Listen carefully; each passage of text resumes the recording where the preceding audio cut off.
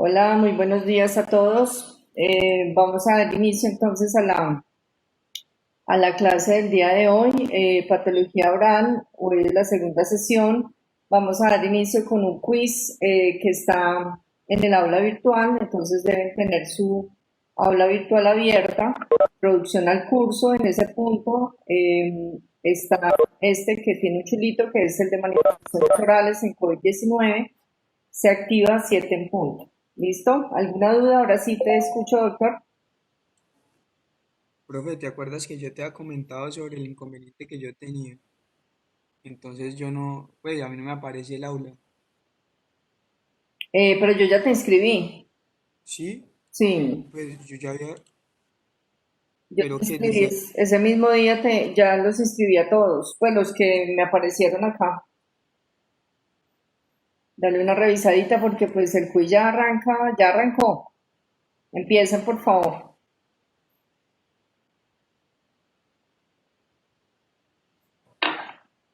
Si tienen algún inconveniente, aquí estoy.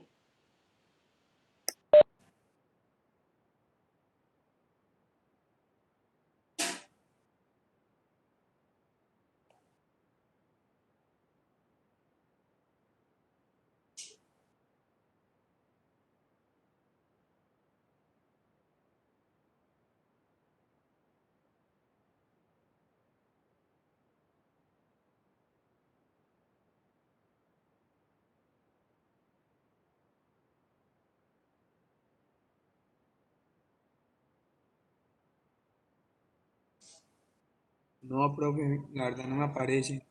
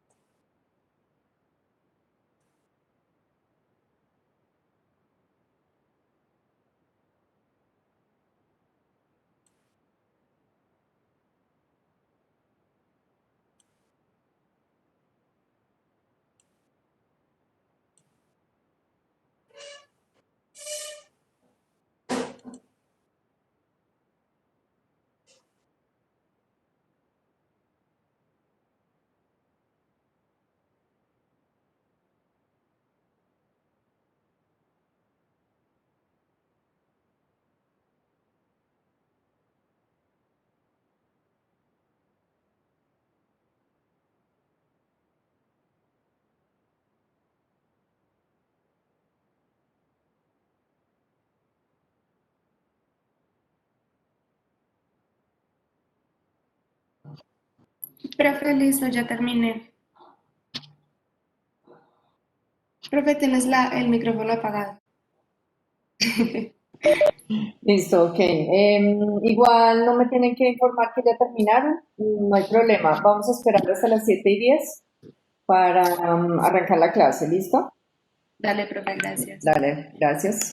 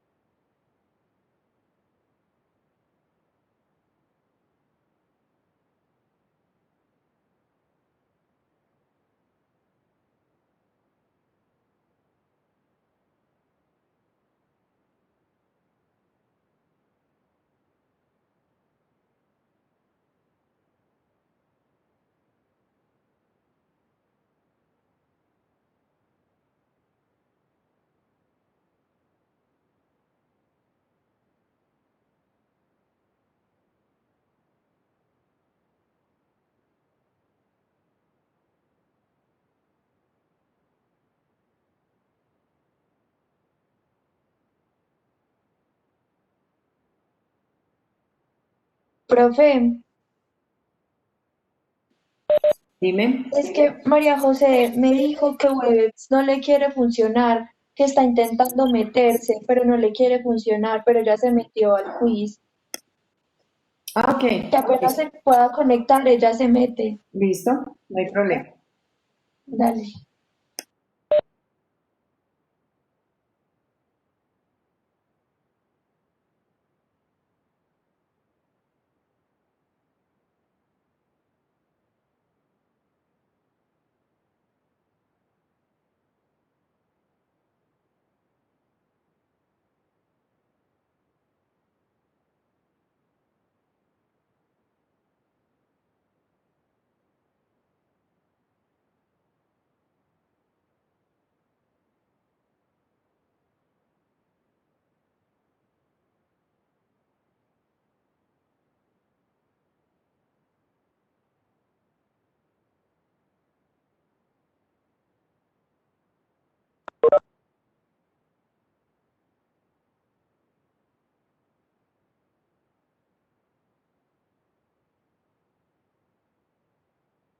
Profe, buenos días.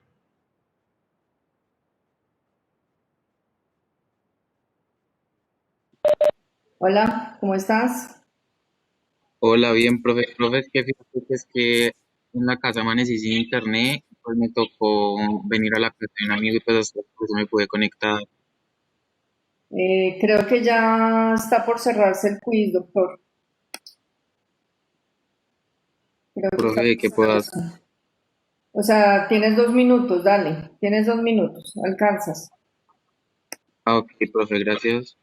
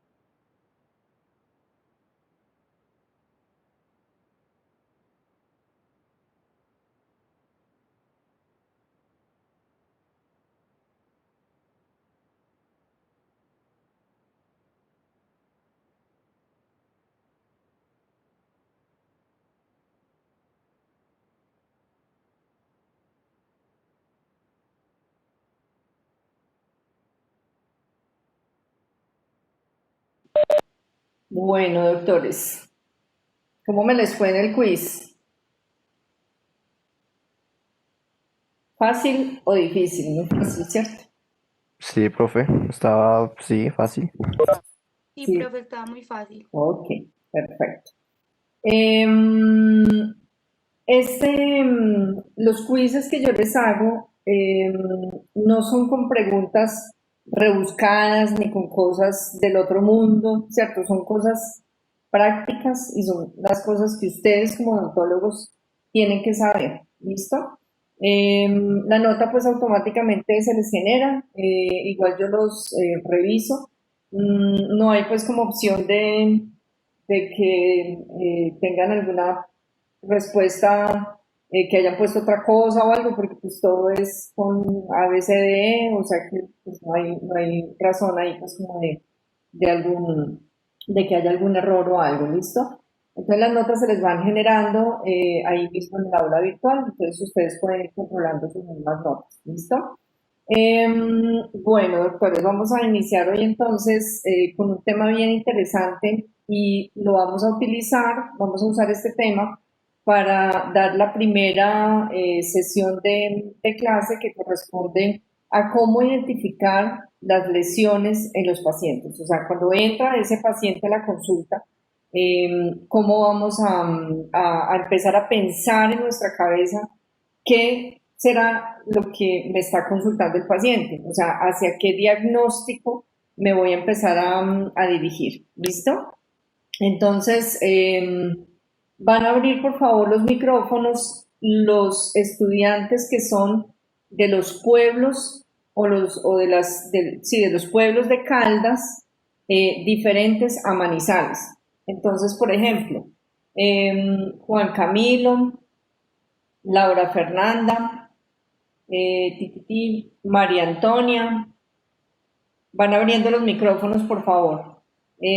María Camila Rodríguez, Jessica Andrea Trujillo. Abren los micrófonos, por favor. Buenos días, profe. Buenos días, profe. Hola, listo. Buenos días. Muy bien. Entonces, con los doctores que están ahí con el micrófono abierto, vamos a hacer el siguiente ejercicio. Yo soy ese paciente que está en la pantalla. ¿Lo están viendo, cierto? Sí, señora. Ok, perfecto. Yo soy ese paciente. Entonces estoy entrando aquí a su consultorio. Los que están ahí con el micrófono abierto van participando según las preguntas que yo les voy haciendo. Entonces, yo entro aquí al consultorio. Voy a golpear la puerta. Buenas, doctores, ¿cómo están? Buenas. Ay, no hay nadie Hola. aquí. Buenos días, doctora. ¿Cómo está, doctora Camila? Buenos días. ¿Qué hago? Entro, me siento.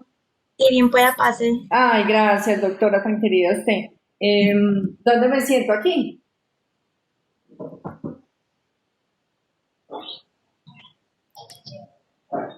Pregúnteme. Yo soy la paciente que está aquí sentada.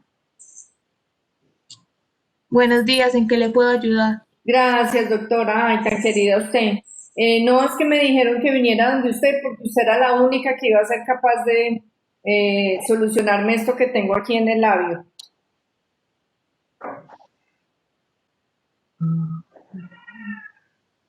¿Cuál es la primera pregunta que me tienen que hacer?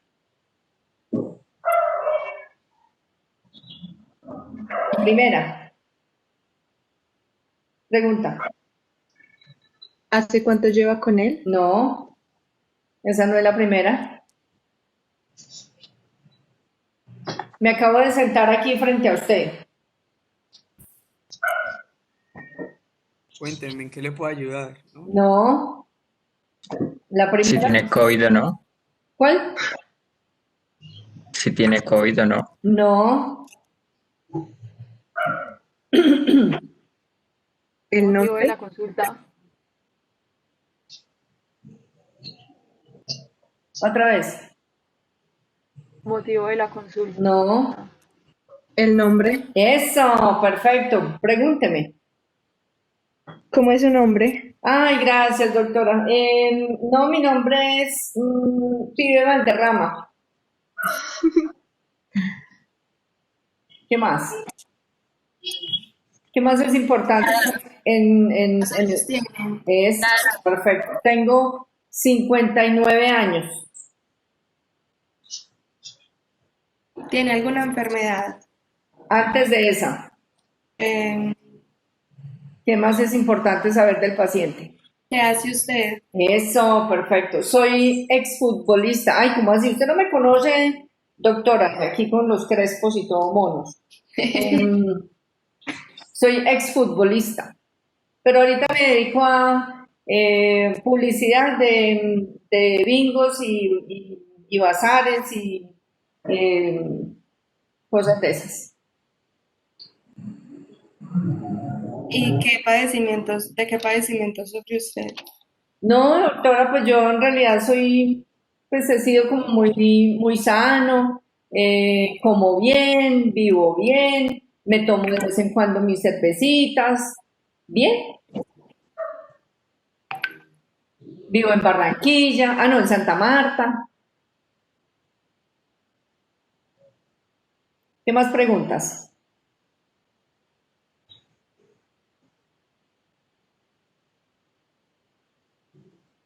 ¿Qué más preguntas? Ya, se acabaron las preguntas de la historia clínica, no me morí.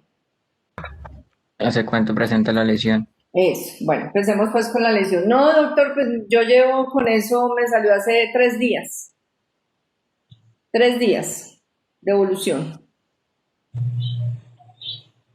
Que si le duele. Me duele, sí, doctora, me duele y me arde, eso, y me pica. Siento como que me pica.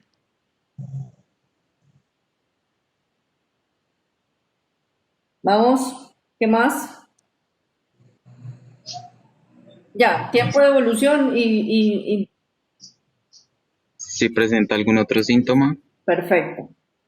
¿Cómo qué? ¿Qué es un síntoma, doctor? ¿Cómo así?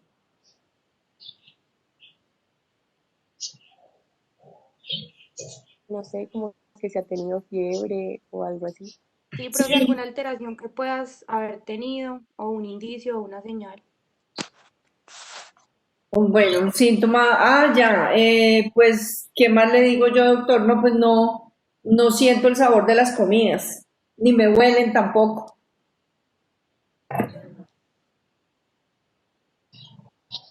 ¿Qué más?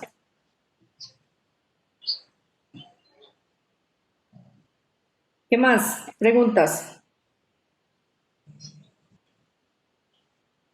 ¿Qué están pensando que tiene ese paciente?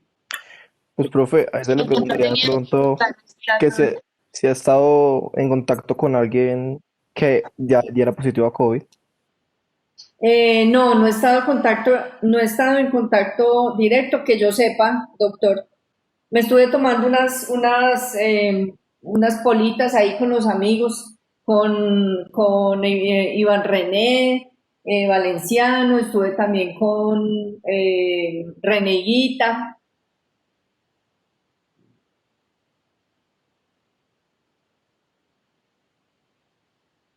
Esa tomada de cervecita fue hace 3 días. Hace 5, perdón. Hoy es jueves. Eso fue el domingo. El sábado. ¿Qué están pensando? ¿En qué están pensando, doctor Daniel? Profe, pues que podría ser sospechosa COVID, pues no sé si se le remite a hacer la prueba. Perfecto. Entonces, están pensando que sea sospechosa COVID. ¿Por qué están pensando eso, María José? Pues primero porque ya dijo que pues estuvo como reunido con más personas y porque tiene anosmia y ageusia. Ageusia, perdón. Perfecto. ¿Qué más tengo que llama la atención frente a algún tipo de manifestación oral de COVID? ¿Qué más tengo? La úlcera que tiene en el labio. La úlcera bucal. Perfecto. Esta úlcera que tengo acá a nivel de la comisura, ¿cierto? Que la tengo a nivel de la comisura, no en el labio, porque en el labio estoy perfecto, pero aquí en la comisura sí tengo una fisura grande, ¿cierto? Ya si me fuera un poquito más cerquita, vería una úlcera. Entonces, miren, ya pueden cerrar los micrófonos, doctores, gracias. Entonces, miren todo el ritmo de preguntas que ustedes tienen que ir haciendo cuando están frente a un paciente. Pero ese ritmo de preguntas que ustedes acaban de mencionar, la sacaron de todos los conocimientos que han traído hasta ahora en la carrera, ¿cierto? cuando vieron fisiología, cuando vieron bioquímica, cuando vieron anatomía.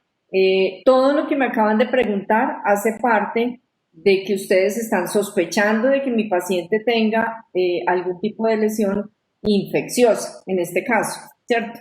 ¿Por qué? Por el tiempo de evolución, etc. Entonces, cuando ustedes tienen al frente un paciente, cuando el paciente entra por esa puerta del consultorio, ustedes en su cabeza tienen que tener estos grupos grandes de patologías. 1, 2, 3, 4, 5, 6, 7. Vamos a decirle 7 globos a nivel de su cabeza. ¿Listo? ¿En qué orden los van a poner? Los van a poner en el orden en que más frecuentemente la gente consulta. ¿A qué me refiero? Me refiero a que lo que más consulta la gente, los pacientes, son lesiones de tipo infeccioso. ¿Listo? Lo segundo que más consulta la gente, traumas. Lo tercero, quistes. Lo cuarto, tumores benignos. Lo quinto, tumores malignos. Sexto, lesiones autoinmunes. Y séptimo, lesiones congénitas. Esa es la frecuencia en la que la gente consulta. Entonces usted pone en su cabeza estos 7 globos que yo les acabo de mencionar ahí y empieza a hacer preguntas de tal forma que usted va eliminando globos hasta que llega a uno y a partir de eso usted empieza a pensar, bueno, entonces si es un tumor maligno, entonces voy a pensar que puede ser este y este, ¿cierto?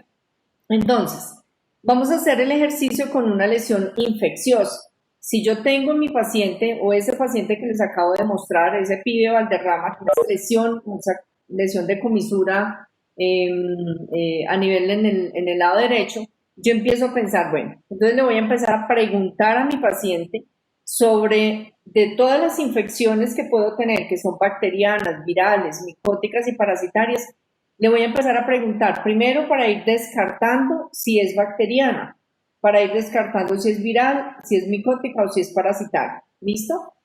La que más consulta la gente son infecciones bacterianas. Entonces usted me empieza a preguntar si tengo dolor, calor, rubor, edema, pérdida de la función. Normalmente una lesión infecciosa bacteriana es de origen, son horas de evolución. O sea, el paciente me dice, me empezó ayer, ¿cierto? Normalmente una lesión bacteriana, una infección bacteriana duele mucho, entonces el paciente consulta inmediatamente, ¿listo? Puede tener también días de evolución, que el paciente diga, no, es que yo tengo esto desde hace 2 días, es que me está doliendo horrible, he tratado de manejarlo con algo, pero eso no me funciona, ¿listo? Entonces ya consulto. Si yo descarto, si mi paciente, por ejemplo, el paciente anterior me dice, bueno, me duele, ¿cierto? Pero no tengo pérdida de la función, para usted saber si tengo pérdida de la función, ¿qué me debería preguntar? Doctora María José Arboleda. Profe, qué pena, ¿me puede repetir, porfa? Si yo quiero saber si el paciente tiene pérdida de la función a nivel de cavidad oral, ¿usted qué le pregunta? Para saber si ese paciente tiene pérdida de la función. Pues, si digamos, puede comer bien, ¿Para qué más? si siente el sabor, Perfecto. si puede, pues puede realizar cualquier movimiento con facilidad. Perfecto, si puede hablar, ¿cierto? Que es otra función de la cavidad oral. Perfecto. Entonces, ¿qué le respondería a ese pibe Valderrama? No, yo puedo comer normal, puedo hablar, esto no me impide pues como para hacer ninguna función. Entonces, voy descartando, ¿cierto? Que no se trata de una infección bacteriana. Normalmente tendría dolor, calor, rubor, edema. Entonces, es un aspecto de la lesión muy diferente a lo que me está presentando el paciente. ¿Qué otras preguntas? Entonces, si yo descarto las bacterianas, sigo con las virales, ¿listo? Entonces, en las virales que tengo, vesícula, cefalea, fiebre, y también son días de evolución, que coincide con lo que el paciente me está presentando, ¿cierto? Vesículas, puede ser que ahí haya empezado una vesícula y se reventó y terminó siendo una fisura, por ejemplo, en herpes, ¿cierto? Las infecciones por herpes tienen esa manifestación.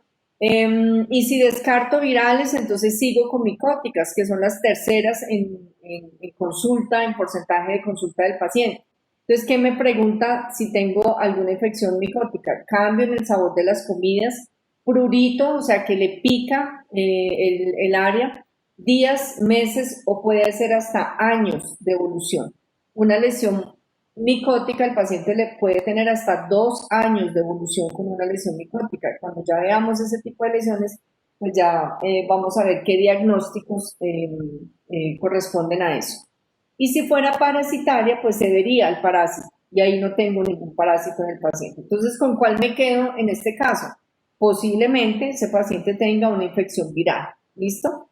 Entonces, cuando yo ubico al paciente en el grupo grande de patología y yo ya digo, bueno, eso puede ser una infección viral, empiezo a pensar cuáles son las infecciones virales que se pueden dar en cavidad oral. Herpes, COVID-19, ¿cierto? Entonces, ya con los diagnósticos como tal, pues ya voy a empezar a definir, según lo que tenga el paciente y las manifestaciones que presente, cuál es el diagnóstico que va a tener el paciente. ¿Listo? Entonces, la primera grupo grande de lesión son las infecciosas. Seguimos con los traumas. ¿Listo? Para yo saber si ese paciente lo que tiene es un trauma, ¿qué le tengo que preguntar? Doctora María José González. ¿O fue la que me contestó ahorita? No, González. Profe, supongo que como dice ahí, si pronto ha tenido un golpe, una caída, Eso, pregúnteme. un accidente automovilístico, un trauma, ¿qué? Autoinfligido o un tiempo de evolución que ya puede ser mínimo de horas o días. Ahí no dice mínimo. Minutos. Minutos, perfecto. Entonces pregúnteme, doctora María José, yo soy el paciente que está ahí en la foto. No sé si de pronto ha sufrido algún golpe en las últimas horas, en los últimos días, o ha tenido un accidente. Perfecto.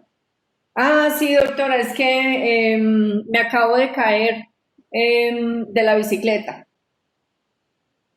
Pues lógico, ¿cierto? Entonces usted empieza a pensar, quita los otros globos de su cabeza y se empieza a enfocar en traumas. Y usted en trauma, ¿qué diagnósticos puede tener? Heridas en tejidos blandos, fracturas, fracturas dentales, luxaciones dentales, ¿cierto? Heridas en lengua, heridas en cualquier parte del tejido blando. ¿Listo? Entonces, si el paciente le responde frente a esto, pues usted se queda entonces con este globo y empieza a trabajar para poder llegar a un diagnóstico según ese globo que le queda pues como en existencia. Y si fuera un quiste, ¿cierto? Si lo que su paciente le viene a consultar es por un quiste, doctora María José, María Antonia Guerrero. Profe, Doctora María Antonia, yo soy el paciente que está ahí. Pregúnteme para usted saber si lo que yo tengo es un quiste. pues le preguntaría si se ha notado algún aumento de volumen en alguna No, de la no me ha aumentado o, nada. o algún cambio en la posición de los dientes. Perfecto. ¿Qué más? Y, sí, siente como si dormido alguna parte de la boca. Perfecto. ¿Qué más? Y si no siente dolor en alguna zona también. Exactamente. Entonces, si yo lo que tuviera es un quiste, doctora María Antonia, yo le diría, ay, doctora, ¿cómo le parece que es que estos dientes de adelante se me están como torciendo? Yo no tenía esos dientes así, y fuera de eso siento como anestesiada esta zona. Vea, yo me chuzo, doctora, yo no siento nada, y siento aquí como que me está como creciendo ese hueso, yo no tenía ese hueso así. ¿Listo? Entonces, eso los va llevando a ustedes. Ah, bueno, y fuera de eso le voy a decir que esto lo tengo ya hace como 3 meses, que yo veo que eso se me está como moviendo, eso está como aumentando, y yo no era así. ¿Listo? Entonces, mire la diferencia de lo que presenta el paciente cuando es una lesión infecciosa o cuando es un trauma o cuando es una lesión ya tumoral, ¿cierto? Cuando es un quiste, por ejemplo.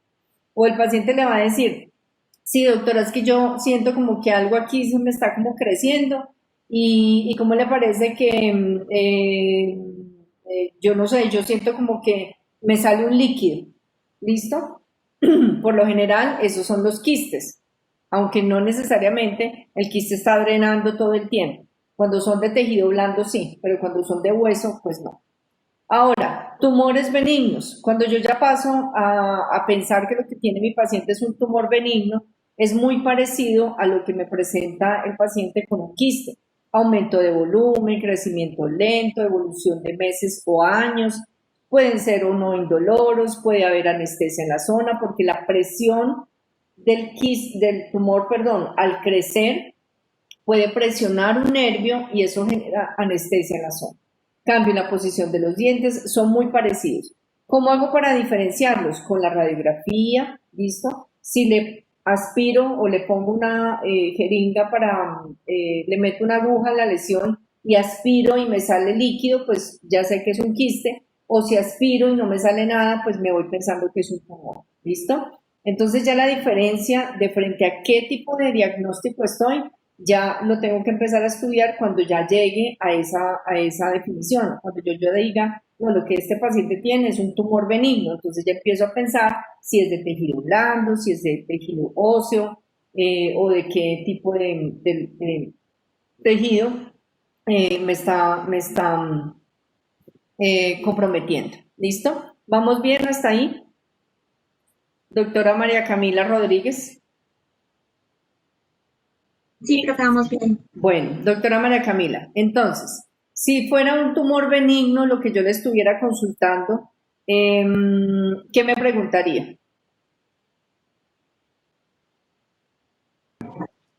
Pues te preguntaría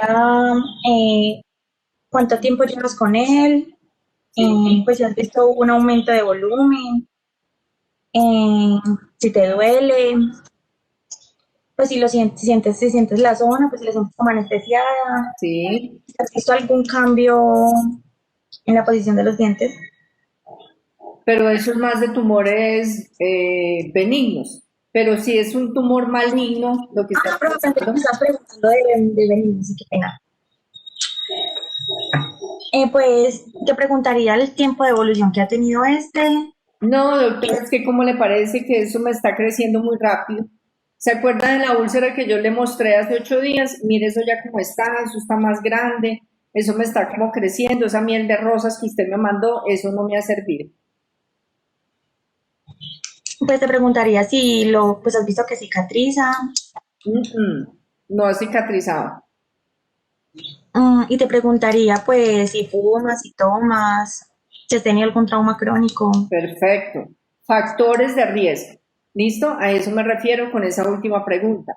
Preguntarle al paciente factores de riesgo. Si fuma, si consume alcohol, si tiene contacto con PPH, si tiene un trauma crónico en la zona, si esa masa está creciendo muy rápido o esa úlcera, porque el cáncer no solamente se presenta como úlcera, también puede ser una masa. Si a pesar del tratamiento que usted me instauró desde hace 8 días eso no ha mejorado, si tiene adenopatías en cuello, que es lo que vamos a ver la semana entrante, ¿listo?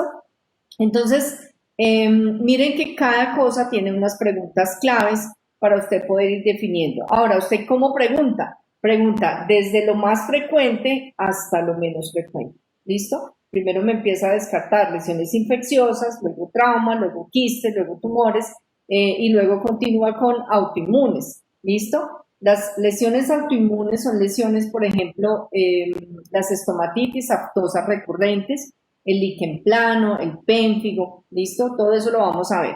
Entonces, cuando usted me pregunta o me empieza a hacer las preguntas y yo le digo, sí, doctora, es que esa úlcera, eso me duele horrible, eso me aparece cada mes, y usted la ve y es una úlcera con un halo eritematoso, o sea, rojo, pero ya no van a volver a decir rojo, van a decir un halo eritematoso. Halo es como lo que está alrededor de la lesión, un fondo amarillento, que esas placas son eritematosas o tienen puntos blanquecinos en la parte interna, me averigua si tengo producción adecuada de saliva porque podemos estar frente a un síndrome de Sjögren, ¿listo? Entonces, todas las lesiones autoinmunes que las vamos a ver durante todo el transcurso de las clases, pues todo eso, todas esas preguntas los van a llevar a pensar si esa lesión que tiene ese paciente es una lesión autoinmune y ya usted empieza a buscar los diagnósticos de esas lesiones autoinmunes, ¿listo? Y por último, pues las lesiones congénitas, que obviamente serán los síndromes, si el paciente nació con esas lesiones, ¿cierto? Si lo tiene desde que nació, la bipalidad del hendido, lesiones de tipo vascular o lesiones de tipo linfático, etc. ¿Listo? ¿Es claro hasta aquí? Doctor Nicolás Charri.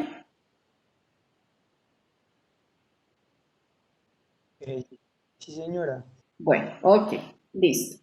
Entonces, vamos a hablar de medicina oral en personas con COVID-19. Esta es parte pues de una conferencia que di, yo creo que fue de las primeras conferencias que se dieron sobre medicina oral en personas con COVID-19 cuando empezó la pandemia, o sea, estamos hablando de marzo, abril del año pasado. La presenté en la Universidad de Antioquia y pues fue dirigida hacia todo el personal. Esta conferencia pues fue muy interesante porque a partir de esta conferencia empezaron a salir otras conferencias y otros artículos y pues obviamente yo he tratado de ir recopilando como toda esa información y esto me parece muy importante que ustedes lo tengan presente como parte de su área de patología. ¿Listo? Esta conferencia pues se la dediqué, digámoslo así, a las personas con COVID-19 que han contribuido a la investigación, han contribuido pues como al conocimiento de la enfermedad. Desafortunadamente, pues ya la cantidad de pacientes que están afectados pues son millones de personas a nivel mundial y pues la OMS y todas las entidades de salud pues están haciendo un esfuerzo muy grande tanto por tratar de controlarla como por tratar de que nos llegue lo más rápido posible una vacuna. ¿Listo? Vacunarnos nos tenemos que vacunar, no hay otra opción. O sea, sí o sí tenemos que hacer proceso de vacunación. Esta conferencia pues también tiene mucho que agradecer a grupos de investigación que están trabajando a nivel nacional. La parte médica ha sido, y la parte científica ha sido, mejor dicho, han tenido un esfuerzo, han hecho un esfuerzo sobrehumano para tratar de entender este proceso infeccioso y solamente quedamos en manos de los políticos y del gremio que pueda acelerar lo más rápido posible que nos llegue la vacuna y tomar todas las medidas necesarias que obviamente pues hay que cumplirlas. Hay que saber hablar de la enfermedad, ¿cierto? Hay que tener una comunicación correcta. Yo soy muy cansona en esta parte de la nomenclatura, soy muy cansona en que ustedes aprendan a hablar bien, a que puedan poner todas las palabras adecuadas cuando se están refiriendo a este tipo de enfermedad. Entonces, al principio nos decían, no, es que usted cuando habla de COVID-19 tiene que decir la COVID-19. Y otros nos decían, no, usted puede decir el COVID-19. ¿Listo? Pues ya la Real Academia Española ya nos dijo, no, usted puede decir la COVID-19 o puede decir el COVID-19. ¿Listo? ¿Qué quiere decir esto? Cuando usted dice la COVID-19 está hablando de la enfermedad como tal, o sea, como si le diera la traducción a lo que quiere decir COVID, ¿listo? Que es enfermedad de un coronavirus, ¿listo? Disease es enfermedad. Entonces, puede decirle en femenino porque puede estar hablando como si estuviera describiendo el acróstico, pues por decirlo aquí, el acrónimo, perdón, y la puede llamar entonces la COVID-19 porque se está hablando de la enfermedad. Y también la puede decir el COVID-19 porque aquí estaría hablando de el coronavirus como tal, ¿listo? Del tipo de microorganismo que está generando la lesión. Entonces está bien decir la COVID-19 o está bien decir el COVID-19, ¿listo? Ahora, cuando hablamos de las personas que están afectadas por la lesión, debemos decir personas con COVID-19, personas que tienen la COVID-19 o que están en tratamiento contra la COVID-19, ¿listo? Cuando hablamos de personas que se recuperan, personas que se están recuperando de la COVID-19 o personas que murieron tras padecer COVID-19, ¿listo? Entonces, esa es la forma de usted referirse a los pacientes que están siendo afectados por este tipo de lesión. Personas que pueden tener COVID-19, ¿listo? Hay que hablar con precisión sobre el riesgo de contraer esa enfermedad. Usted como profesional de la salud tiene que saber hablar frente a su familia de la lesión, ¿listo? Siempre hay que tratar de hablar en positivo y hacer hincapié en las medidas de prevención. ¿Cómo no se debe hablar de este virus? Usted no puede hablar, cuando habla de este virus, no puede decir o no puede hablar de esta enfermedad y hacer alusión a orígenes étnicos. Por ejemplo, es que eso es un virus de Wuhan, o es un virus chino, o es un virus asiático, porque con eso lo que está haciendo es tratando de encasillar y de tratar de como hablar mal, digámoslo así, de este tipo de personas. Entonces, no hablamos de un virus chino o de un virus asiático. No hablamos de víctimas, ¿sí? No decimos es que es una víctima de COVID, no, porque víctima pues ya se refiere a otro tipo de afectación más traumática, ¿listo? Personas sospechosas de COVID-19 o personas que transmiten la COVID-19 o personas que infectan a otras personas. Entonces, si sabemos pues que estas son implicaciones a nivel ya o les estaríamos como encasillando a que sean transmisiones intencionales, ¿cierto? Como que infectan a otras personas, no, o sea, uno no quiere infectar a otras personas, ¿listo? Entonces hay que tratar de evitar esas frases. Expresiones que generen miedo, o sea, traten de no replicar esos memes o esas cadenas de WhatsApp que les empiezan a hablar de pestes, de apocalipsis, de que se va a acabar el mundo, porque eso pues obviamente genera miedo y genera, pánico en los pacientes o en la población. Bueno, hay unos mitos y realidades frente al virus, ¿sí? Que el virus es una conspiración. Ustedes como profesionales de la salud no pueden ser partícipes de de replicar ese tipo de información, ¿listo?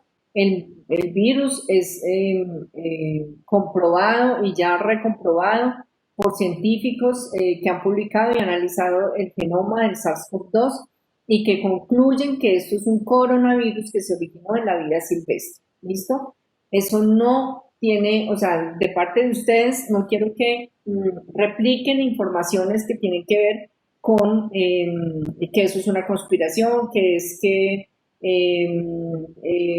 Microsoft nos va a meter un chip, que es que eso lo inventaron para acabar con el mundo, bueno, etcétera. Entonces, eso es un mito, no quiero que vuelvan a hablar al respecto.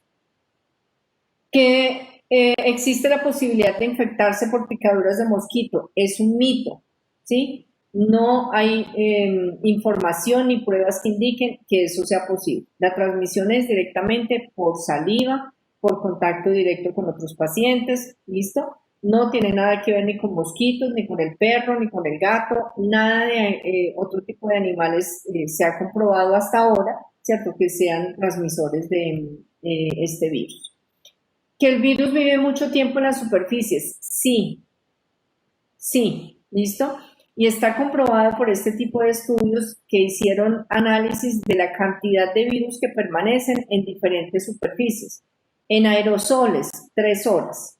Por eso cuando yo atiendo pacientes en el consultorio y hago procedimientos de cirugía, le hago la exodoncia de las cordales donde utilicé, por ejemplo, pieza de mano, o se hacen implantes, o se hacen algún tipo de procedimientos que generan aerosoles con la pieza de mano, yo tengo que esperar 3 horas para poder volver a atender a otro paciente en esa unidad, porque en el ambiente los aerosoles generados por el procedimiento me van a mantener el virus. Si ese paciente que yo tuve ahí fuera asintomático, si ni siquiera él supiera que tenía COVID-19, ese aerosol que quedó en el ambiente queda contaminado durante 3 horas. Y por esa misma razón yo tengo que llegar a mi casa a bañarme desde la cabeza hasta los pies para poder eliminar la posibilidad de transmitir, porque todos esos aerosoles me van a quedar en la cara, en el pelo, ¿listo? Entonces está comprobado que los aerosoles, que el virus sobrevive en aerosoles durante 3 horas. En cobre, y a eso nos referimos, por ejemplo, monedas, ¿listo? 4 horas. Entonces, cuando usted tiene contacto con monedas, o su familia, su abuelito, su papá, su mamá, ese contacto con monedas inmediatamente tiene que lavarse las manos o aplicarse alcohol en caso de que esté pues en la calle. En cartón dura un día el virus, un día. Entonces usted me trae de la calle la caja de cartón en la que llegó con el mercado, por ejemplo, y eso viene contaminado con el virus, usted inmediatamente entra a su casa, tiene que aplicarle amonio cuaternario para tratar de disminuir esa carga viral que llega a su casa con ese cartón, o entre un domicilio, o entre una carpeta, o cualquier vuelta que implique papel o cartón. Dura un día el virus en ese material. En acero inoxidable, 3 días. ¿Listo?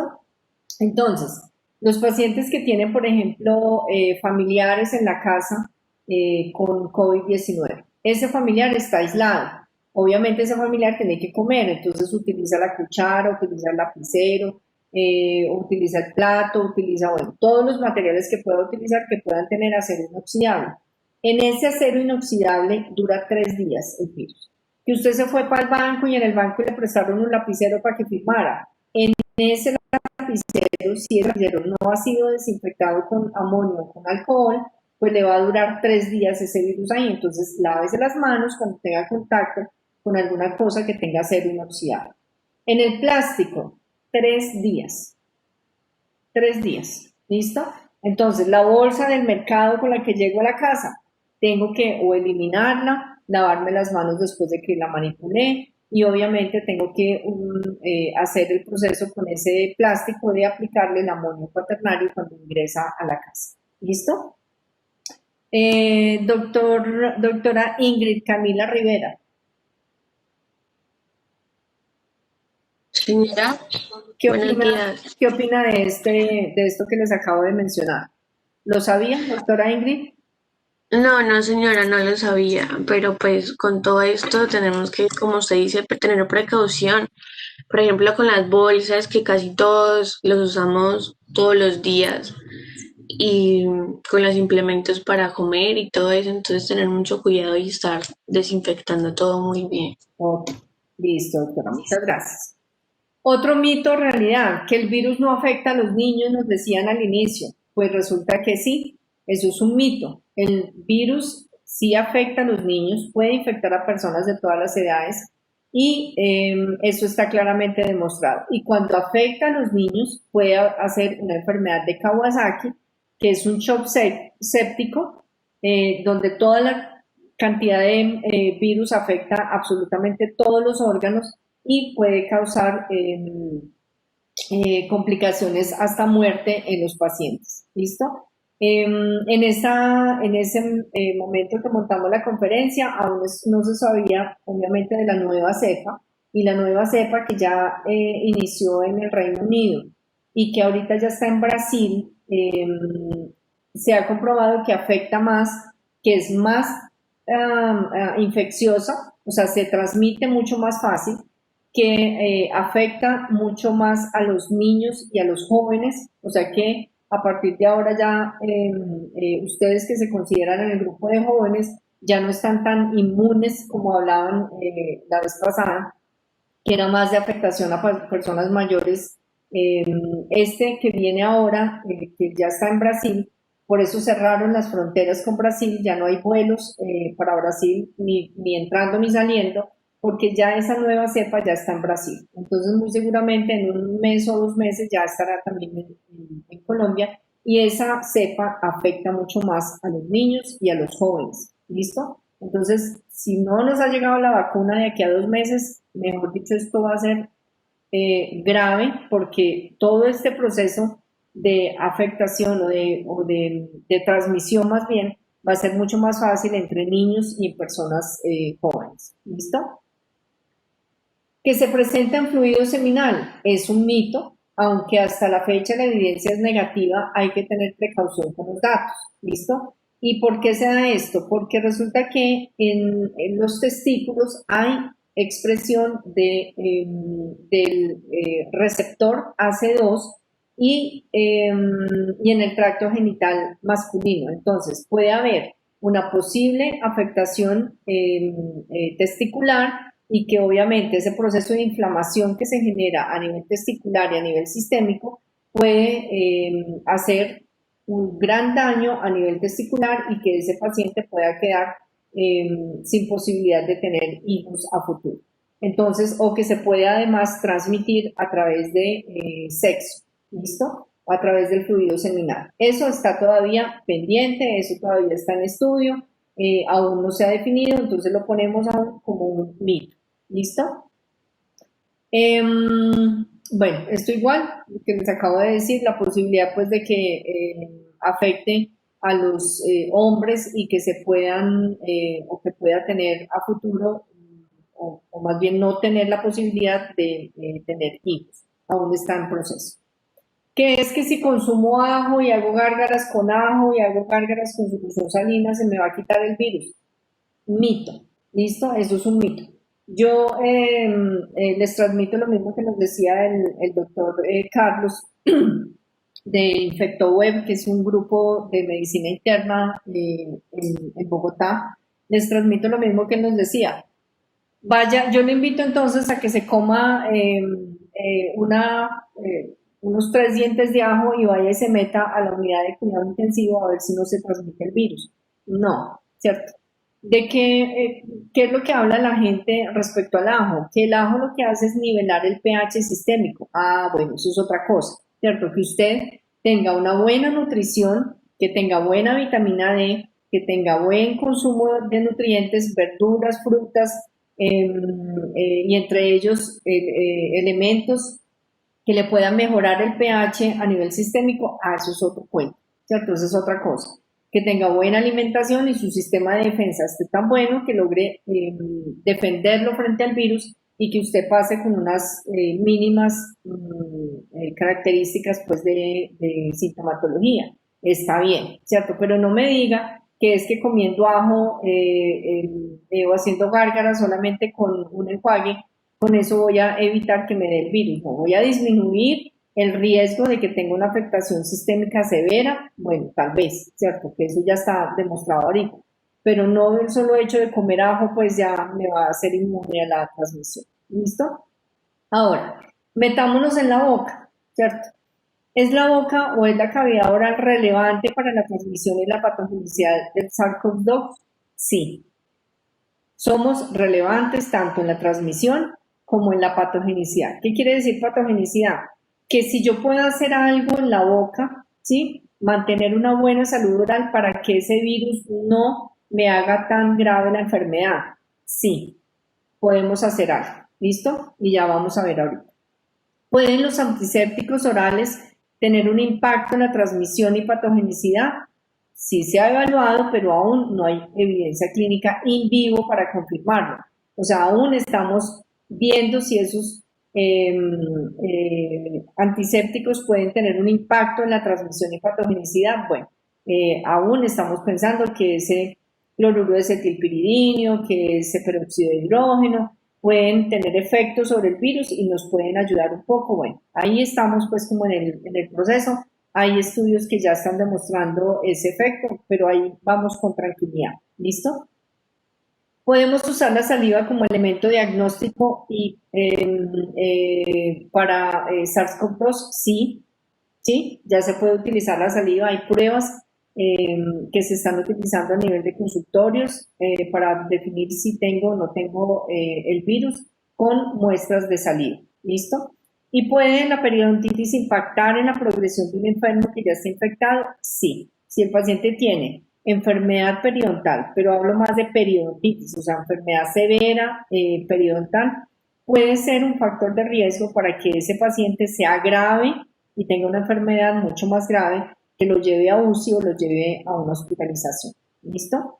Entonces, frente a eso, lo más relevante que tenemos hasta ahora es la transmisión. ¿Listo? Somos, o es más bien la cavidad oral, o tiene la posibilidad de hacer transmisión por medio de aerosoles. ¿Y dónde se dan más los aerosoles? Pues bueno, además de que se dan cuando usted habla, cuando usted conversa, cuando está comiendo y habla, pues también lo tienen los consultorios de odontología. ¿Listo? Porque estamos cerca de la boca del paciente. Porque tan pronto el paciente abre la boca, inmediatamente salen aerosoles. Entonces no es solamente con que yo tenga que usar pieza de mano. Si yo utilizo la jeringa triple, si utilizo cualquier tipo de poner a hablar el paciente, ya me está haciendo transmisión por aerosoles. ¿Listo? ¿Por qué es importante la transmisión? Porque se ha encontrado existencia de una cantidad de receptores AC2 en la lengua y en las glándulas salivares. Entonces, ¿qué quiere decir receptor AC2? Recuerden que el virus, creo que por aquí les tengo esta es la célula, vamos a pensar que esta es la célula de la lengua, ¿listo? Que es una papila a nivel de la lengua, el epitelio superficial de la lengua. Usted saca la lengua y ese epitelio que está por encima está lleno de estas células. Resulta que se ha encontrado que las células de la lengua tienen este receptor, es como una llavecita, como, pongámosle como si fuera, una llave. Y resulta que este virus tiene estos elementos, que es la proteína Spike, que tiene exactamente la forma exacta que tiene este receptor AC2. Entonces, este virus busca, cuando entra en la boca del paciente, busca ese receptor AC2. ¿Dónde la tiene específicamente esos receptores? En la lengua, en las glándulas salivares, ¿listo? En la mucosa oral en general, en las células del miocardio, o sea, las células cardíacas, en el estómago, en el intestino delgado, en el colon, a nivel de piel y en los neumocitos. Entonces, si usted analiza lo que le estoy diciendo, entenderá por qué las complicaciones de los pacientes son en estos órganos. ¿Por qué el paciente le da diarrea? Porque cuando a mi hija le dio COVID-19, lo primero que manifestó fue diarrea. Lo segundo fue la anosmia. Lo tercero fue la ageusia, porque ese virus se replicó rápidamente en la boca de mi hija. Entonces, inmediatamente se replica en la boca a nivel de cavidad oral y en glándulas salivares, pues inmediatamente el virus empieza a hacer perder las funciones de esos órganos. ¿Y por qué le transmitió el virus al novio? Porque se transmite por glándulas salivares, porque llegó del paseo y habló directamente con el novio y se dieron besos y estuvieron juntos, pues obviamente le tuvo que transmitir el virus al novio también. Grave, ¿cierto? Grave. Y eso hace parte de la responsabilidad que uno tiene que tener frente a este virus. ¿Listo? ¿Aprendió la lección? Espero que haya aprendido la lección, ¿cierto? De saber que el solo hecho de salir, de estar por fuera, de estar con otras personas y entrar el virus a la casa, ¿cierto? Que puede implicar una transmisión a mi papá, a mi mamá, a mi hermana, pues obviamente la carga de responsabilidad que ella tuvo durante esas semanas fue muy pesada y a nivel psicológico afecta mucho a las personas. Pero eso, ¿cómo lo tenemos que controlar? Pues obviamente tenemos que adquirir una responsabilidad social frente a esto. Y es por esto, entonces miren la razón, vuelvo al tema, la razón de por qué estos son los órganos que más se afectan, porque la llavecita para que el virus entre está en la lengua, está en las glándulas salivares, está en los neumocitos, o sea, a nivel pulmonar, está en el corazón y está en los intestinos, estómago, colon y a nivel de piel. Entonces, por eso es la razón de por qué ese virus se replica más rápidamente en esos órganos y afecta más rápidamente esos órganos. ¿Qué genera ese virus cuando entra entonces a la célula? Un proceso inflamatorio exagerado.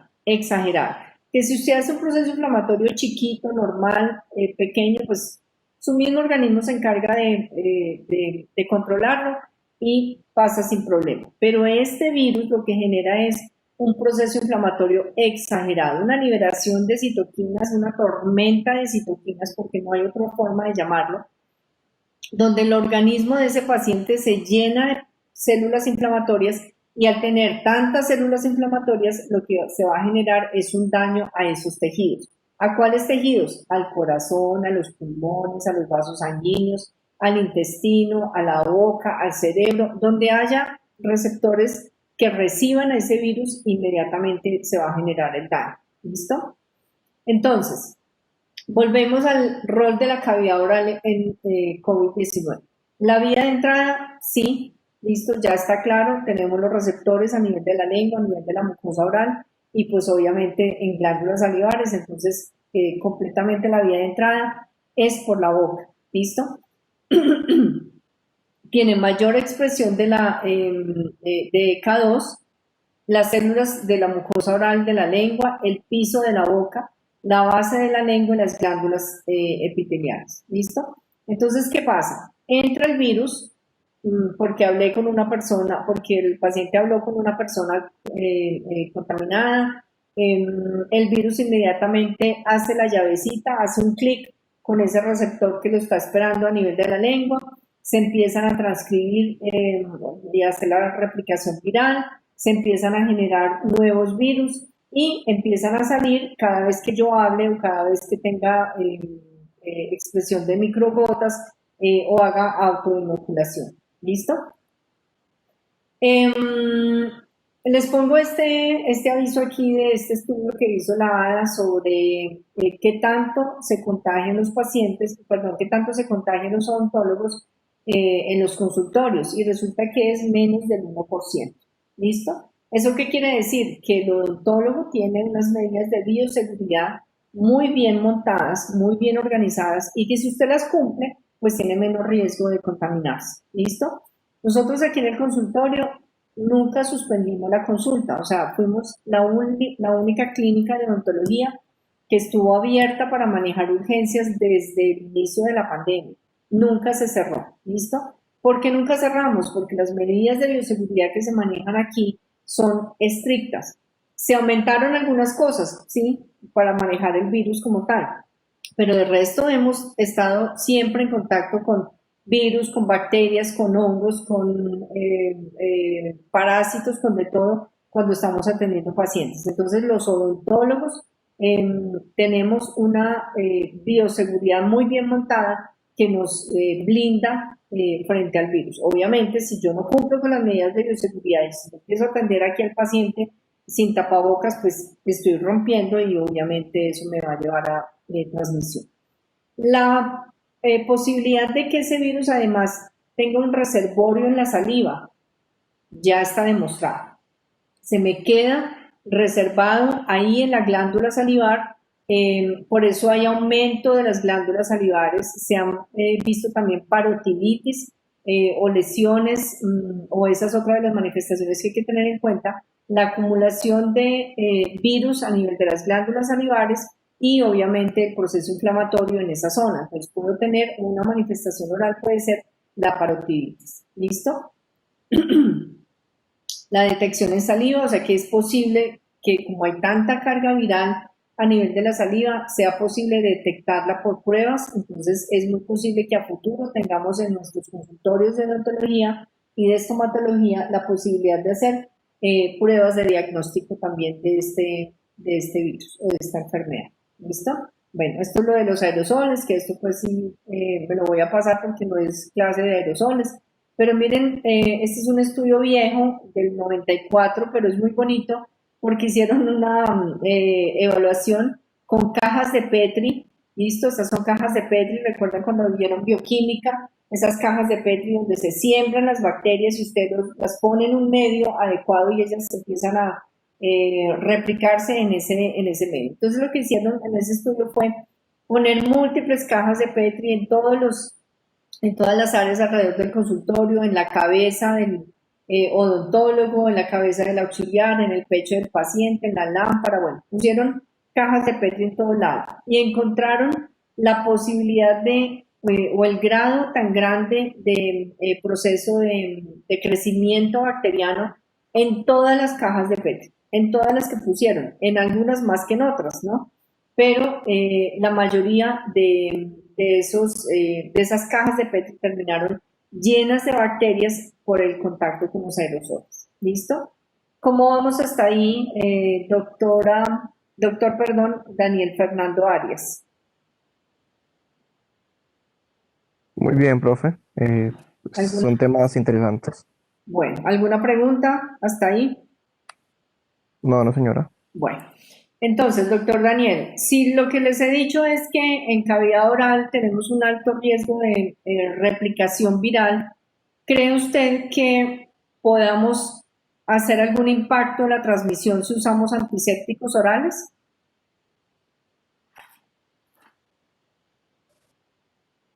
Pues, profe, creería yo que podría ser. Sí, muy bien, doctor. Podría Puede ser, ¿cierto? Puede ser. Si yo sé que en la boca tengo una cantidad de replicación, tengo una cantidad de receptores que me van a permitir que el virus se replique, si yo trato de mantener más bajitas el grado de contaminación utilizando algún tipo de antiséptico, pues puedo disminuir la carga viral, ¿cierto? No destruirlo del todo, pero sí puedo disminuir la carga viral. Entonces hicieron estudios con una cantidad de enjuagues que normalmente se utilizaban en odontología y empezó entonces esa cantidad de publicaciones a nivel internacional para poder decirle a los odontólogos, vea, si usted le hace enjuagues con esto, esto y esto, es posible que usted disminuya la carga o que tenga un impacto en la transmisión de ese virus. Entonces se encontraron lo siguiente. La iodopovidona, normalmente conocida como isodine, ¿listo? Nos empezaron a decir, bueno, usted como odontólogo, entonces lo que tiene que hacer es atienda al paciente, listo, atiéndalo, pero por favor, antes de que empiece su atención, hágale un enjuague a su paciente con iodopovidona. Entonces empezamos a utilizar, empezaron a comprar cargas de galones de iodopovidona para los consultores. ¿Qué empezamos a ver? Que el paciente no tolera muy bien la iodopovidona por el sabor del enjuague. Entonces empezaron a decir, bueno, es muy bueno, la iodopovidona es muy buena, de hecho la utilizamos previo a un procedimiento quirúrgico, cuando yo voy a hacer una cirugía limpio toda el área con iodopovidona, que es excelente, porque tiene toda esa actividad virucida y bactericida. ¿Listo? Entonces iodopovidona es una buena opción. Pero si yo le voy a decir a mi abuelito, por ejemplo, abuelito, la doctora Eliana dijo allá en esa conferencia que la iodopovidona elimina el virus, entonces usted a partir de ahora va a empezar a hacer enjuagues con iodopovidona. No, porque esa iodopovidona lo que va a hacer es pigmentarle los dientes. Usted no le puede decir a su mamá, empieces a hacer enjuagues con iodopovidona porque la doctora Eliana dijo que eso eliminaba el virus. Efectivamente, elimina el virus y lo vamos a utilizar en los enjuagues de los pacientes que voy a atender en el consultorio porque es un enjuague lo que le voy a hacer. 1 minuto, ¿listo? Pero si es para mi papá, para mi mamá en la casa, donde van a hacer enjuagues mañana, tarde y noche, pues me tengo que ir con otro enjuague que sí se puede utilizar de esa forma. Cloruro de acetilpiridino al 0.05 y al 0.1%. Este cloruro de acetilpiridino lo tiene usted en varios enjuagues en este momento en los supermercados, pues por decirlo así, en las droguerías. Entonces tiene el Benzidin, pero el Benzidin aseptic, no el Benzidin solo. Entonces el Benzidin aseptic es una buena opción de cloruro de acetilpiridino. Tiene el enjuague que dice Colgate Total 12, que es como morado y hay otro azul.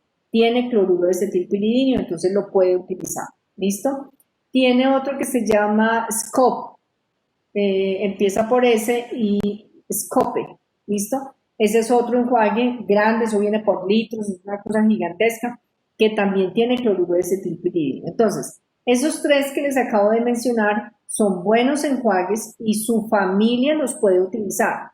¿Cuándo los usa? Pues desayuno, almuerzo y cena, después del cepillado. O puede utilizar una vez al día, después del almuerzo.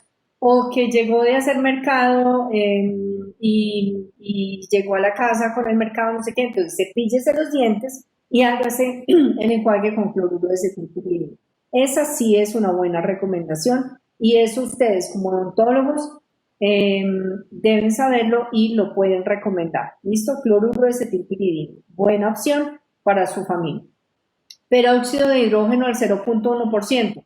Es un muy buen enjuague, es un enjuague que lo vamos a utilizar en el consultorio. No le puedo poner a hacer enjuagues a mi abuelo, a mi papá, a mi mamá, para que hagan enjuagues 3 veces al día durante el resto del tiempo hasta que nos vacunen. No, porque el peróxido de hidrógeno genera a nivel de la lengua crecimiento de las papilas filiformes. Entonces termina su abuelito, su papá o su mamá con lengua pilosa y me van a venir a la consulta, doctora Eliana, es que le hicimos enjuagues porque usted dijo, no, este enjuague solamente lo usamos en el consultorio una vez, un minuto antes de yo atender al paciente. ¿Listo? Otra opción, ácido hipocloroso, muy buena opción. El ácido hipocloroso ya tiene los artículos que está demostrado que rompe el virus, rompe la cadena de grasa, que es la cadena alrededor del virus, que es muy fácil de eliminar o muy fácil de romper con este tipo de enjuagues. Perdón. Entonces, ácido hipocloroso es una buena opción y lo hacen durante un minuto, enjuagues durante un minuto. Y si lo voy a utilizar sobre superficies, lo dejo 10 minutos en la superficie. Entonces el ácido hipocloroso en realidad no lo usamos para trapear, para barrer, no sé qué. Es una buena opción. Si tengo paciente COVID positivo en mi casa, sí. ¿Listo? Entonces, ¿qué hice, por ejemplo, mientras tenía a mi hija? Ella no estuvo, pues obviamente le tocó irse, porque yo tengo a mi papá en mi casa. Entonces le tocó irse para otro lado a pasar su cuarentena y se llevó entonces su ácido hipocloroso. Entonces, ¿qué hacía? Por las mañanas echaba ácido hipocloroso en todo el cuarto donde estaba y esperaba 10 minutos para poder hacer el proceso de limpieza. Entonces, ¿qué hace eso? Disminuye la carga viral. ¿Listo? Pero si lo voy a utilizar en boca, entonces lo dejo un minuto como enjuague bucal. ¿Vamos bien hasta ahí, doctores? Laura Fernanda Betancourt.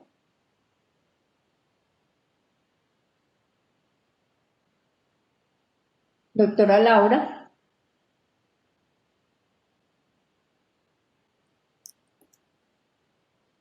Doctor Cristian Camilo Castro.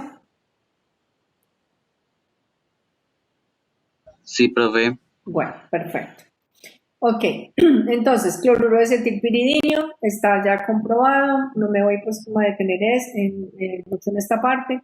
El diagnóstico ya lo hablamos, que se puede utilizar la saliva como medio diagnóstico, estos son todos los estudios. Vamos a hacer a futuro vamos a hacer los odontólogos o vamos a tener la posibilidad de hacer diagnóstico de SARS-CoV-2. ¿Listo?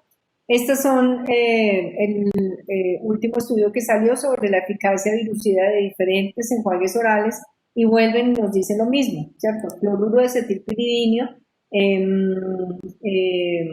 yodopovidona y el ácido hipocloroso. ¿Listo?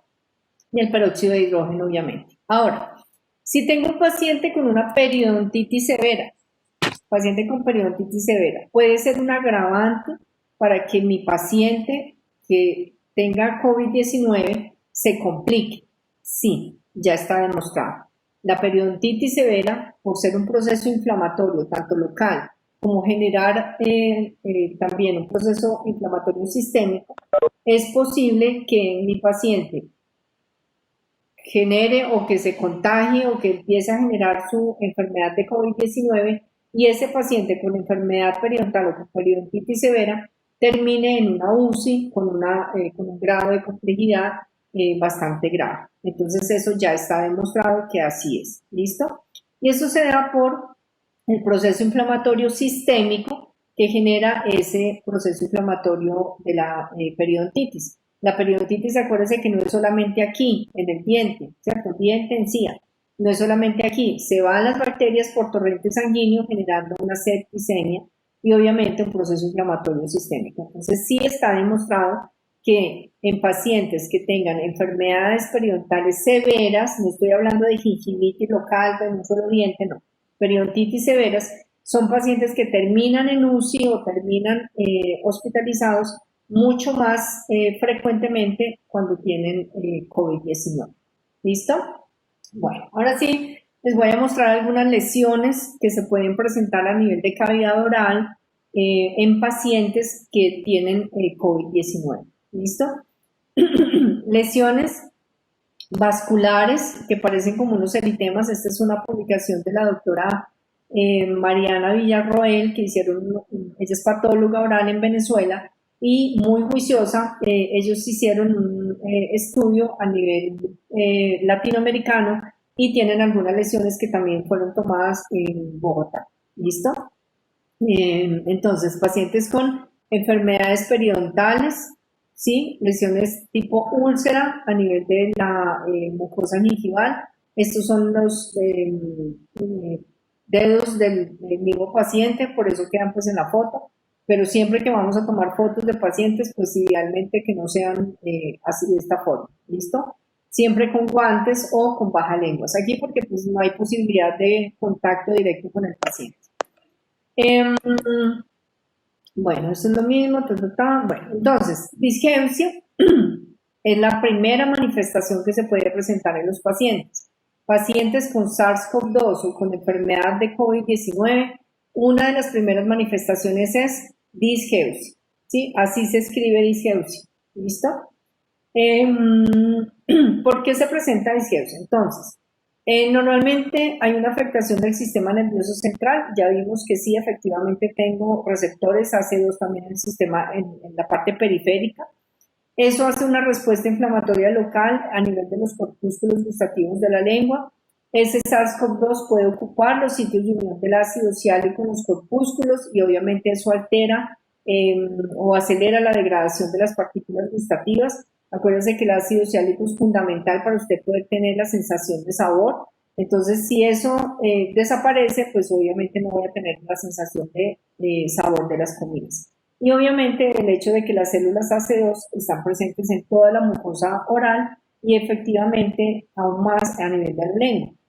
Entonces, esta es la razón por la cual se afecta el gusto en los pacientes COVID-19. ¿Listo? Todo ese proceso que afecta a nivel del sistema nervioso central, a nivel del sistema nervioso periférico y termina entonces en una pérdida del gusto del paciente. ¿Qué otra cosa manifiestan los pacientes? Hiposmia, ¿cierto? O sea, que el paciente no huela o que pierde como la posibilidad de detectar los olores. No necesariamente se la pierde del todo, aunque Manuela, por ejemplo, mi hija sí fue anosmia completa. Hay pacientes que pueden decir, yo como que no siento el olor y sea una característica leve en el paciente. Normalmente eso se resuelve en 28 días. Hasta un mes se demora el paciente en resolver anosmia, hiposmia o la ageusia. ¿Listo? Serostomía, pues obvio, si tengo virus, una cantidad de virus a nivel de la glándula salivar, pues la pobre glándula salivar no es capaz de producir la misma cantidad de saliva, entonces se puede dar serostomía. Entonces el paciente le puede decir, es como que siento como que no estoy produciendo la misma cantidad de saliva. ¿Listo? Profe, yo tengo una preguntita. Dime. O sea que tú dices que esto se demora en volver, ¿cuánto? Un mes. Y, o sea que durante ese mes significa que el virus persiste en la persona o... Perfecto. Te entiendo muy bien la pregunta, doctor. El virus está en replicación y está presente en el organismo de ese paciente los primeros 10 días. Por eso es tan grave la transmisión durante los primeros 10 días. Después de los 10 días, el virus se va, termina su proceso y lo que queda en el paciente es el daño que generó el virus en los órganos donde se replicó. ¿Listo? En los pulmones, en el sistema cardiovascular, en la boca, donde se haya replicado, queda el daño. Pero los primeros 10 días es cuando tiene la mayor carga viral. ¿Es claro? Sí, profe, muchas gracias. Ok. Entonces, durante el resto del tiempo, el paciente sigue con la anosmia, la ageusia, porque ya se generó el daño, pero ya no transmites más virus. ¿Listo? Entonces, por eso las cuarentenas se hacen, no debería llamarse cuarentena porque en realidad son 14 días y ahora ya se disminuyeron a 10. A partir del momento en que usted empieza con síntomas, inmediatamente cuente 10 días. Esos primeros 10 días son los que usted más contagia, los que usted está replicando virus y es el momento en el que usted debe hacerse los enjuagues, cepillarse la lengua, mantener una súper buena nutrición, porque eso lo que hace es controlar la carga viral. ¿Listo? Después de los 10 días y hasta los 14 días, pues que es mejor dejar 4 días más, ya usted no transmite virus después del día 14, pero quedan las secuelas del daño del virus. ¿Listo? Entonces, hay artículos que se han publicado referentes al trauma que se genera por intubación, por eso yo les ponía en el quiz. Es lo mismo uno decir, puedo decir que son lesiones orales en pacientes con COVID-19 o son lesiones orales en pacientes que han padecido COVID-19. ¿Listo? Entonces, puede ser que la lesión sea por lo que le hicieron al paciente, por el trauma por intubación, o que fue que le pusieron algo en cavidad oral y se generó la úlcera. Entonces, hay que saber diferenciar.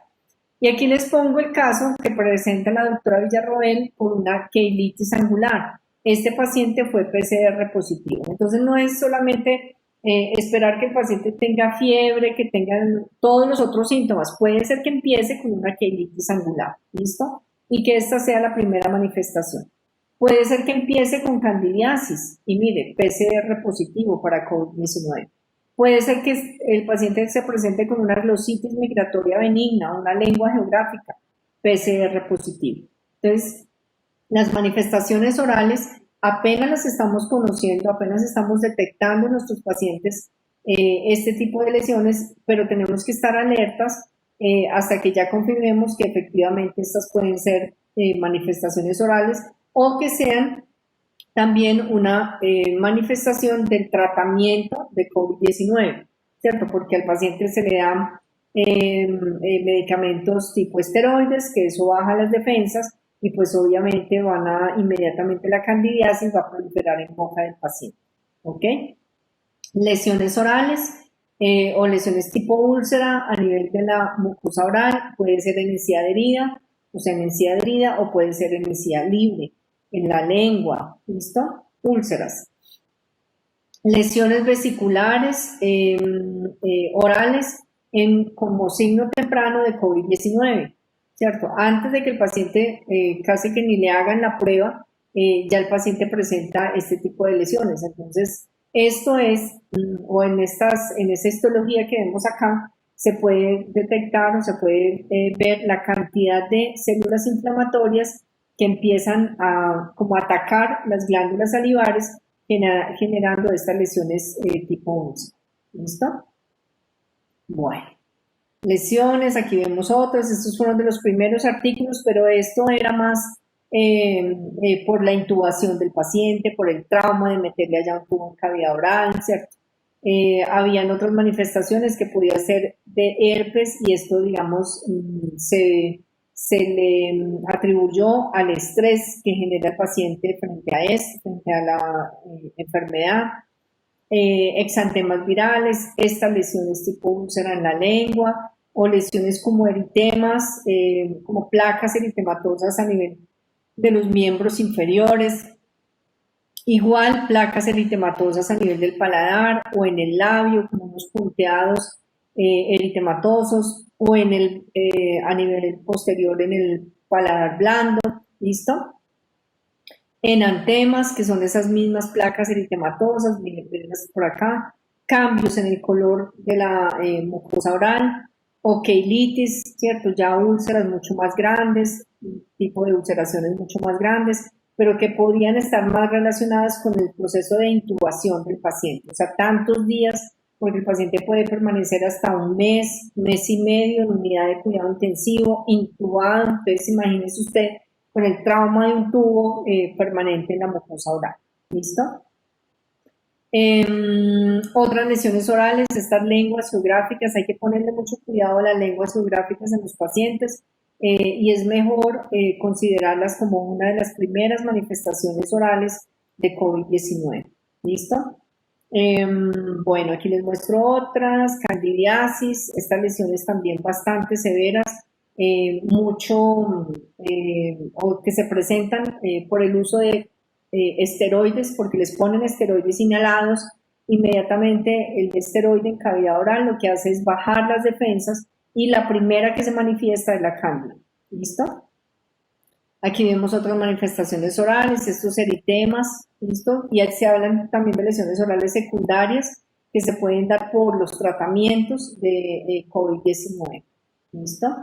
Aquí las vemos, mire que son placas blancas que remueven al raspado y cuando usted las remueve dejan un proceso, dejan una superficie sangrante. Bueno, aquí se habla también un poco sobre la posibilidad o lo que se puede estar presentando por el uso permanente de las mascarillas. Y es que eso hace que se genere una desaturación y hay un aumento del CO2.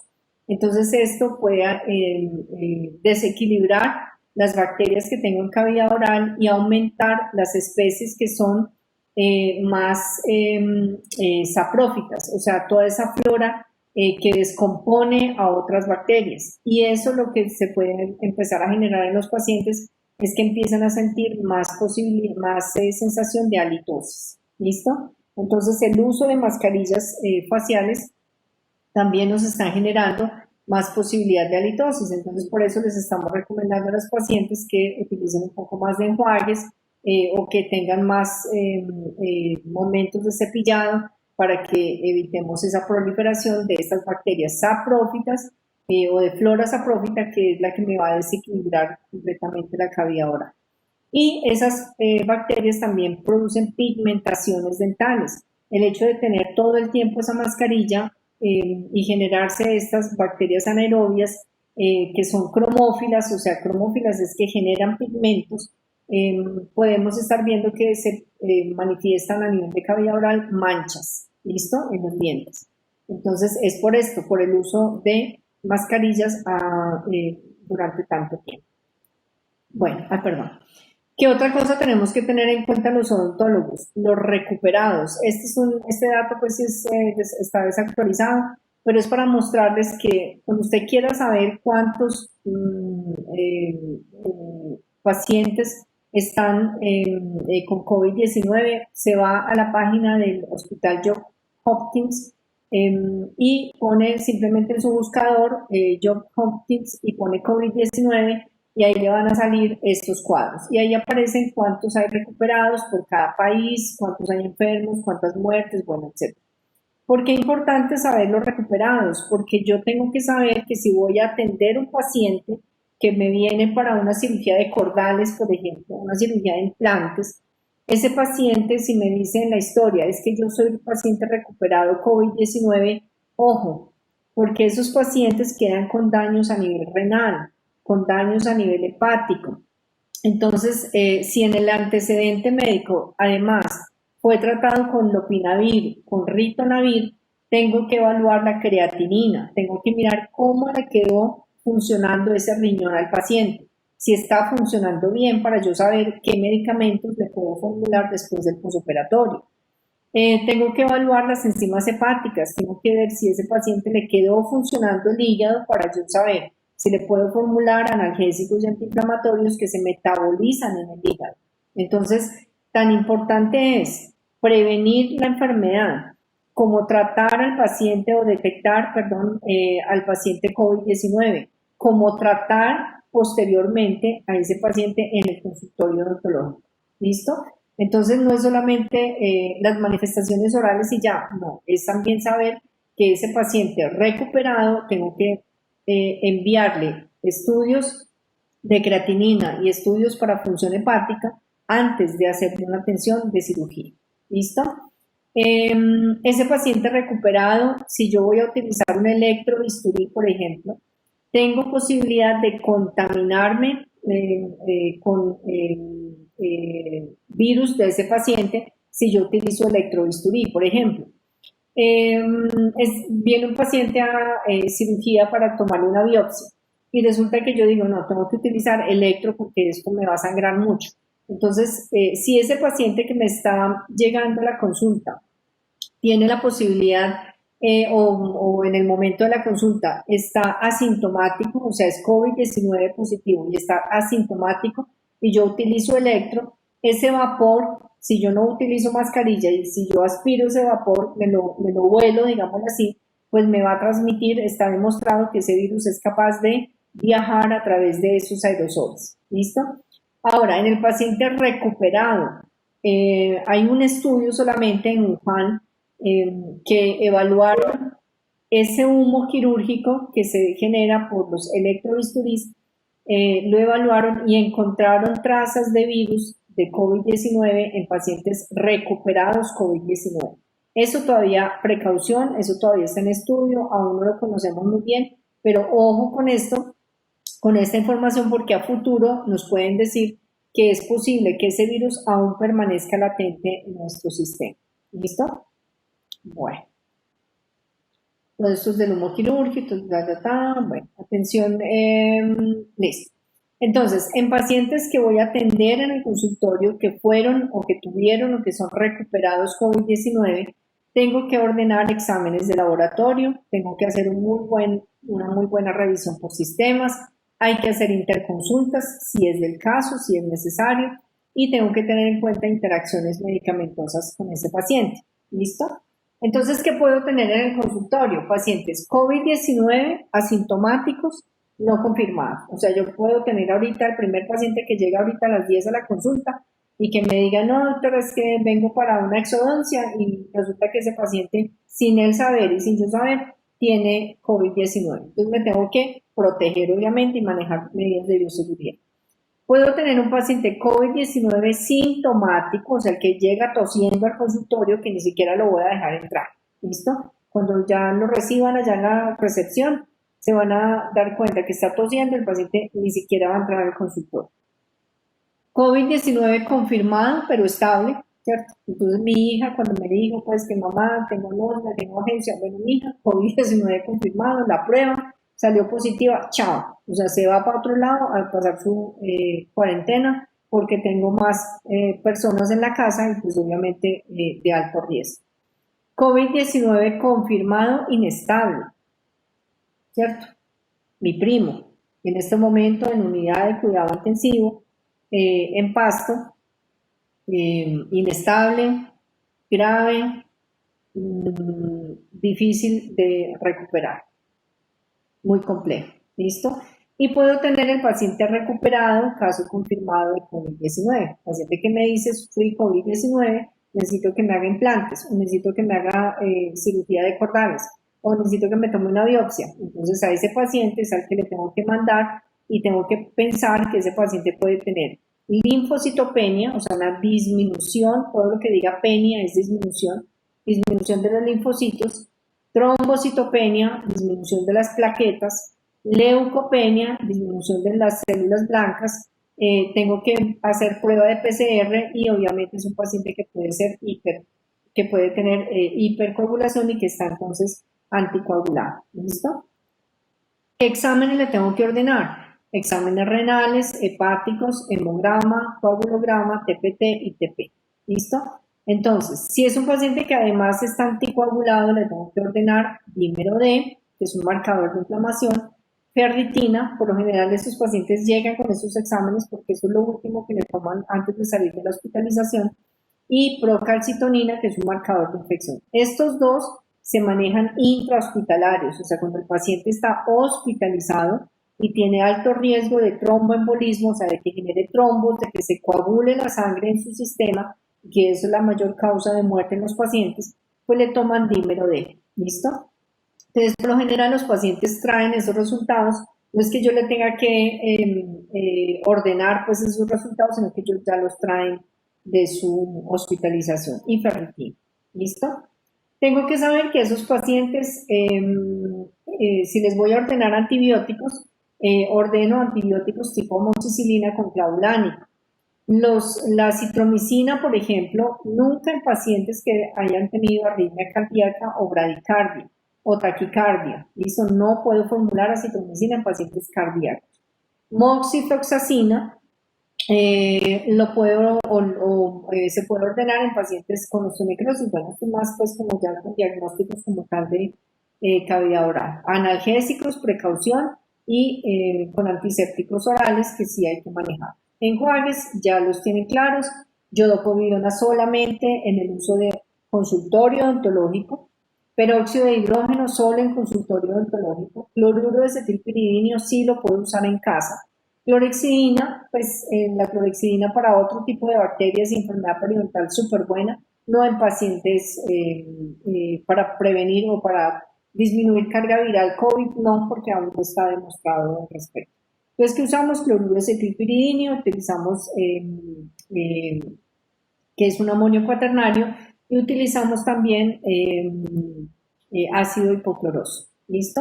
Para manejar el dolor, manejamos acetaminofén, no utilizar electros en pacientes que además pues COVID hayan tenido marcapasos. Bueno, Traumel, que ese sí es de manejo ya de especialista. Hacemos investigación, estamos tratando de hacer una investigación para caracterizar las manifestaciones orales en personas con COVID-19 o el tratamiento contra COVID-19 en el Hospital Santa Sofía. Estamos pues en el proceso de que nos aprueben la investigación. Ok. Preguntas, doctores. Quiero muchas preguntas.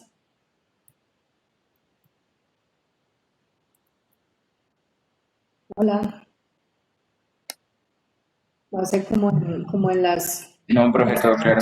en las películas, Ahora no. Pues no, ninguna. películas de miedos. ¿Están ahí? ¿Hay alguien ahí?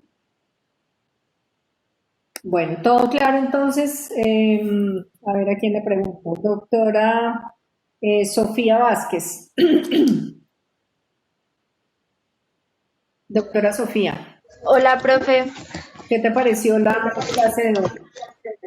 Profe, la verdad, pues me tocó salirme un momentico porque se me fue el internet, pero pues de lo que había escuchado, la verdad me pareció como súper interesante y pues es algo que nosotros como que a veces no vemos, que digamos que hay que el COVID, que es solo, bueno, una gripa, que es solo lo que le da a las personas, que no tiene gusto en el pato, bueno, pero pues que tiene más manifestaciones orales y también pues todo cómo se transmite, pues eso la verdad es como súper importante saberlo porque nosotros pues no estamos como bien informados sobre eso y pues escucharlo de alguien que ha investigado o escucharlo pues de una persona que sabe es muy diferente a lo que uno ve en los grupos de WhatsApp, en redes sociales, porque pues la información se manipula demasiado, entonces pues la verdad me pareció súper importante.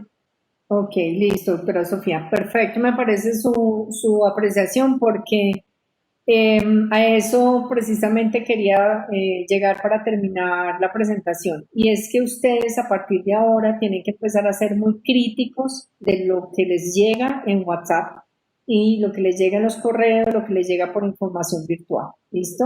Tienen que siempre tratar de evaluar lo que les llega y saber si eso tiene un respaldo científico adecuado para poder replicar. No repliquen, o sea, no sean ustedes los multiplicadores de cosas que no son, de videos que no tienen fundamento. Ya con lo que escucharon hoy y que muy seguramente esto puede cambiar, puede ser que mañana resulte una cosa distinta, estamos completamente estudiando todo el tiempo y a partir de ahora ustedes van a empezar a motivarse obviamente por estar al día en este tema. Entonces, tu apreciación súper valiosa, doctora Sofía, porque ustedes a partir de ahora tienen que empezar a ser muy críticos frente a este tema y frente a cualquier tema, ¿listo? Eso hace parte de su maduración como profesionales a futuro, ¿listo? Entonces, ¿alguna otra apreciación? Doctora Jessica Trujillo.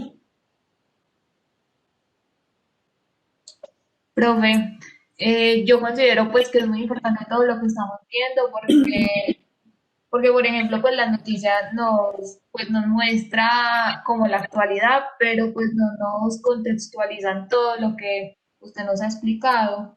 Pues siempre vemos como que está la misma sintomatología, que están los mismos signos, pero no vemos más allá todo lo que se puede presentar. Entonces, pues es muy importante todo lo que vimos durante la clase. Bueno, perfecto. Listo, doctora Jessica. Esta clase entonces queda grabada y se la subo al aula en caso de que haya algún estudiante que no haya podido verla completo o que les genere pues como alguna inquietud adicional. ¿Listo? Ahí están todos los artículos, las referencias bibliográficas en cada diapositiva, que es lo que estamos manejando pues actualmente. ¿Listo? Bueno. Clase de la semana entrante, doctores. Perdonen un segundo, yo abro acá. Miramos esto chiquito. Entonces, sistema linfático para la semana entrante. ¿Listo? El sistema linfático, vamos a ver este video que está montado en el aula. ¿Listo? Deben verlo y deben responder este cuestionario. Respondiendo este cuestionario van a poder hacer el quiz de sistema linfático que hacemos la semana entrante. ¿Listo? Entonces, ven el video, responden el cuestionario lo responden en su cuaderno y vemos... Profe, dime. Una pregunta, el cuestionario es que aparecía que era para mañana, ¿es para mañana? No, todo es para los jueves. Pues, bueno. Yo no sé, eso está como enloquecido, pero ya traté de quitar las fechas y todo, nada es para días diferentes, que sea jueves de 7 a 10, todo es jueves de 7 a 10, ¿listo? Entonces, ese cuestionario lo responden en su cuaderno y a las 7 en punto del jueves se activa el quiz de sistema linfático. ¿De dónde lo vamos a sacar? Del video que van a ver y de las preguntas que van a responder según el video, ¿listo? Entonces ahí hacemos el quiz de sistema linfático. Y vemos obviamente la clase de sistema linfático que yo se las presento a partir de las 7 y 10 de la mañana. ¿Ok? ¿Preguntas, doctores, sobre la clase entrante? No, profesor. No, profe. Bueno, perfecto. Entonces, me alegra verlos. Por favor, cuídense mucho y nos vemos entonces la semana entrante, 7 en punto. ¿Listo? Un abrazo. Cuídense mucho, por favor. Gracias, profe. Hasta luego. Gracias, profe. Profe, gracias. Gracias, profe. Hasta luego. Muchas gracias. Chao, profe, gracias. Chao, profe.